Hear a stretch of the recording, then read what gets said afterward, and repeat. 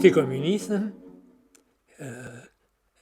jeune communiste, effectivement, j'ai manifesté contre la guerre d'Indochine, et au moment de la guerre d'Algérie, j'étais bien sûr tout à fait convaincu que c'était une guerre coloniale, qu'il fallait l'arrêter, et j'étais mobilisé contre. Je me rappelle à l'école où on nous faisait rêver sur la nappe monde et sur l'Empire français, sur lequel le soleil ne se couchait jamais, où l'on présentait l'Algérie comme un territoire français.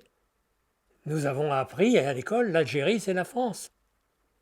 On dit ça aux jeunes d'aujourd'hui, naturellement, effectivement, c'est incompréhensible. Et comment a-t-on pu croire ça, même du point de vue... Mais à l'époque, c'était ancré. Et même au moment, effectivement, nous refusions de combattre en Algérie, l'opinion majoritaire française, c'était encore l'Algérie, c'est la France. Et l'armée fait du maintien de l'ordre. Je faisais mon service militaire sur une base aérienne de l'OTAN à Luxeuil-les-Bains, en Haute-Saône. Lorsque j'ai appris en lisant l'Humanité que des camarades avaient écrit au président de la République pour manifester leur refus de combattre le peuple algérien.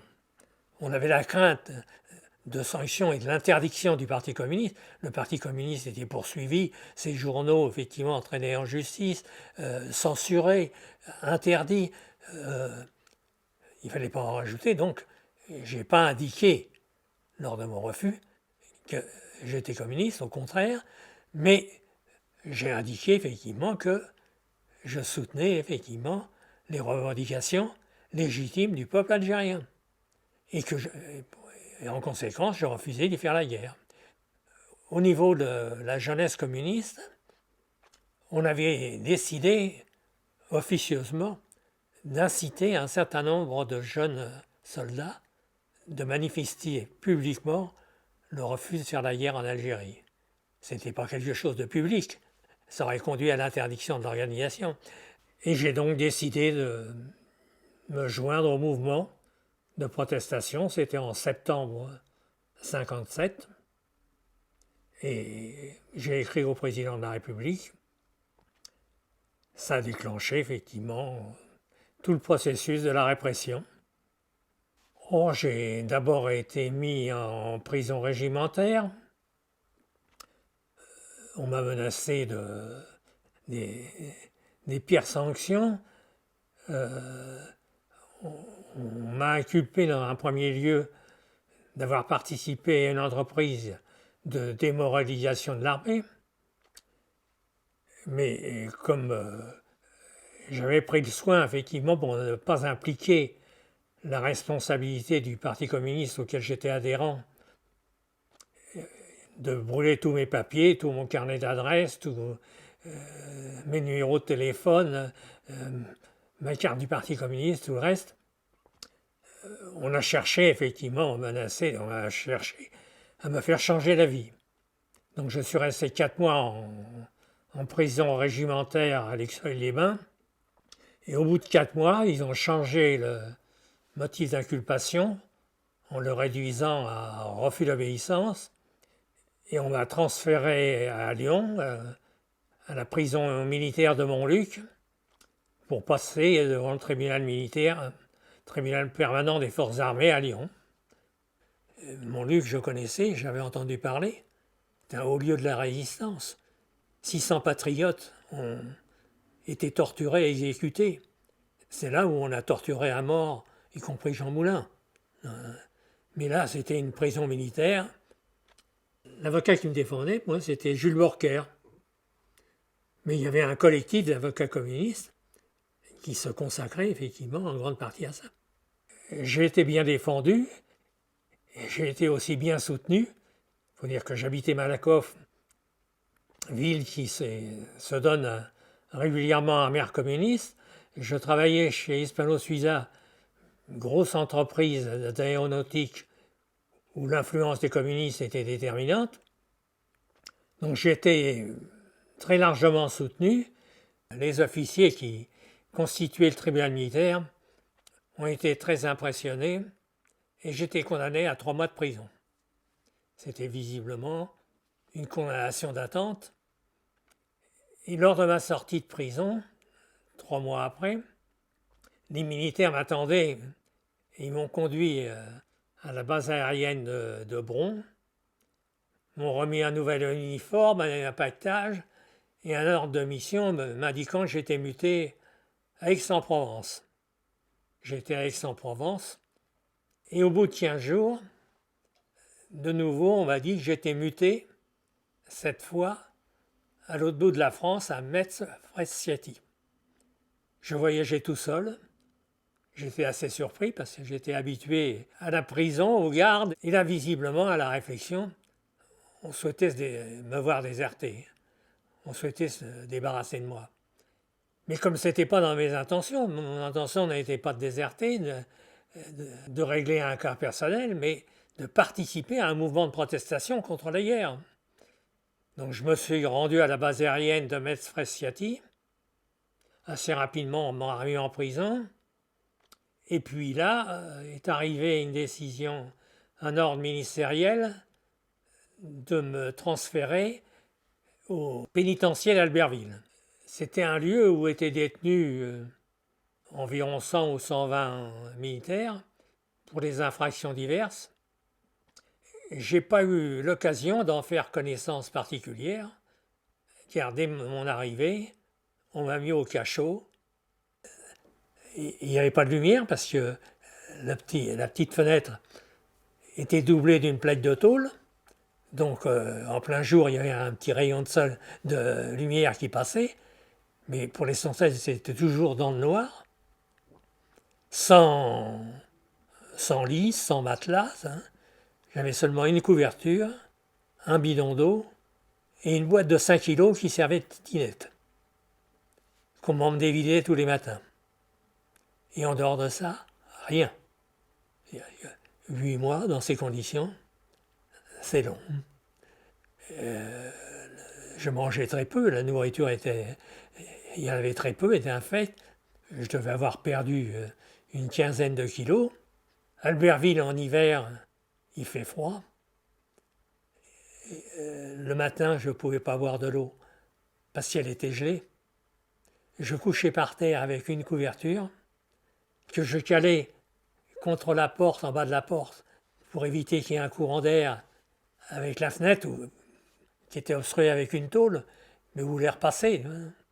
Pour éviter le courant d'air, c'est de mes souvenirs la période la plus dure. 8 mois au cachot, sans voir personne, sans rien, sans possibilité de lire, sans aucune nouvelle. Vous parliez des nouvelles, l'évolution politique, toutes ces choses. Aucune nouvelle. Hein. Et ensuite, on m'a transféré à Tinfouchi, où cette fois il faisait pas froid. Le soleil brûlant, effectivement, dans un bain militaire, avec pour le commander, je me rappelle, le capitaine Pérez, que je considérais comme un fou. Et lorsque j'étais en prison en France, ça a été dur, mais je crois que je n'ai jamais craint pour ma vie. Arrivé en Algérie, voyant comment se comportait ce capitaine, qui avait le pistolet de la main gauche, la cravache de la main droite, en permanence. Là, on savait quand on se réveillait le matin, on n'était pas sûr de s'endormir le soir. C'était en fait un bagne militaire, avec les conditions de fonctionnement du bagne. Quand je suis arrivé, après les formalités d'usage, le passage à tabac, la plotte, le tombeau, la tension était extrêmement difficile parce que 15 jours avant mon arrivée, 2 détenus qui avaient essayé de s'échapper. Alors Tinfouchi, il n'y avait pas de mur, pas de barreaux. Les barreaux, c'était le sable, le désert. Et 2 détenus qui avaient essayé de s'échapper ont été rattrapés 2-3 jours après. Et le capitaine qui commandait le camp les a abattus d'une rafale de mitraillettes. C'est dire l'ambiance qui réglait effectivement à Tinfouchi. Il y avait là aussi environ 120 détenus. Nous étions répartis en 3 sections.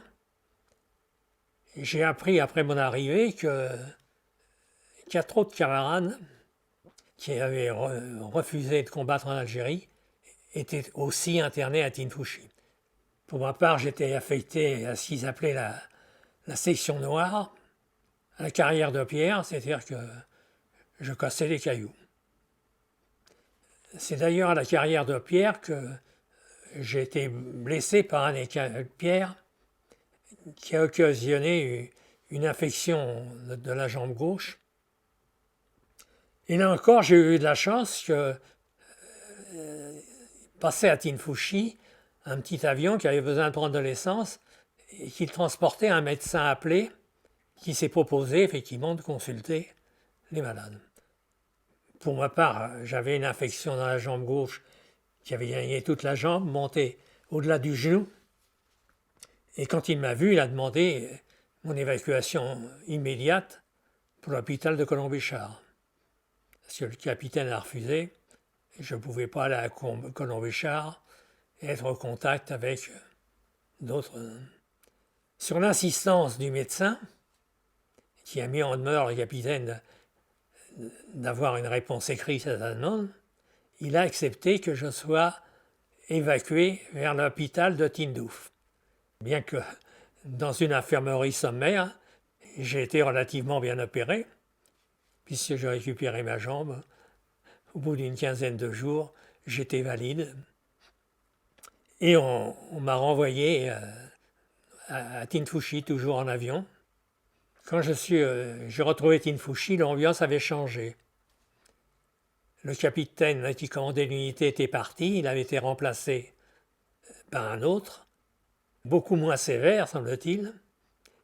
J'ai appris par mes camarades qu'ils avaient réussi à faire partir un courrier en France dénonçant le bagne de Tinfouchi, qui avait donné lieu à l'interpellation du ministre à l'Assemblée nationale ou au Sénat, à la sortie d'un numéro spécial du journal du Secours populaire, et l'envoi, paraît-il, d'une commission d'enquête à Tinfouchi. Toujours est-il que l'ambiance avait changé et qu'en haut lieu, on avait pris la décision de nous évacuer de Tinfouchi. C'est pourquoi, quelques semaines après, j'ai été renvoyé à Colombéchard, la base aérienne. Comme initialement, j'étais incorporé dans l'armée de l'air, je devais être libéré par l'armée de l'air, mais là, la décision a été prise de me libérer. Il faut dire que ça faisait 34 mois que j'avais été mobilisé. Ils ont dû considérer que j'avais fait mon service militaire. À Colombéchard, on m'a remis dans un avion en direction de la France, avec une permission libérable. C'est ainsi que j'ai terminé mon périple. Voilà. Je suis persuadé qu'il y a un certain nombre de soldats contestataires qui ont laissé leur vie en Algérie. Pas du fait des Algériens, mais du fait de l'encadrement.